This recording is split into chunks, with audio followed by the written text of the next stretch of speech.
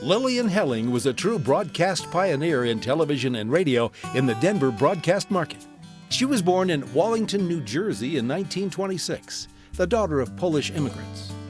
In 1947, she earned a BA degree in speech communications from Montclair State Teachers College. In 1949, Lillian decided it was time to move west, so she boarded a Greyhound bus to Denver, where she received a master's degree in speech communications at Denver University. At DU, Lillian taught speech, reading, and basic communications as a graduate assistant. It was there she met fellow graduate student Jack Helling. They were married in 1949. In 1952, when television came to Denver, it was black and white and live. There was no videotape, so TV advertisers had to produce expensive film commercials or schedule live TV commercials on television stations. She began her career in television working with the Marshall Robertson Advertising Agency. Lillian became one of the first women on television in an important time in Denver broadcast history. While she did not work for a TV station in the early 1950s, she appeared on all the major stations in Denver doing live commercials. But she was a real pioneer in television. And she worked at 2, 4, 7, and 9. Wherever they needed to have commercials go on the air, she was there.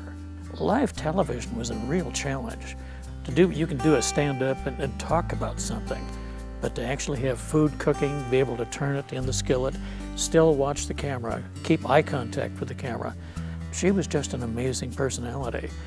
And there weren't very many that came along even later that could do all of what Lillian did. And sometimes it was Linder Meats, sometimes it was Miller's Supermarket. In most cases, her husband Jack was doing the voice on most of the commercials. So they'd come in as a team, and Lillian would come in and set up the frying pans and everything else and sit there and cook the food. The one thing she could do was she talked right to the audience. It didn't ever sound like she read copy. What she was doing was she was talking to you. Remember, this is far before teleprompters, but she did such a wonderful job, and there was no chance to go back at that time and start all over again. Having some other people come in to do live commercials, Lillian was a blessing. And I think they sold more product doing that than they do today with their nice, clean, edited spots. Plus, we got to eat the food in a lot of cases, too, which was always good. During the 1950s and 1960s, in addition to appearing in radio and TV commercials, Lillian became known to young audiences as Miss Lillian on the Romper Room children's show on Channel 2. Then she moved into the radio market, hosting popular radio programs including Western Living on KBTR, Woman to Woman, and Today's New World on KFML. She also became Kay Howell on KHOW Radio and host of Gracious Living programs on KFML. She also hosted a TV program, Sugar and Spice, on KCTO TV Channel 2 in Denver. In 1962, Lillian won contests, first as Mrs. Denver, then as Mrs. Colorado, going on to reach second runner-up in the Mrs. America contest.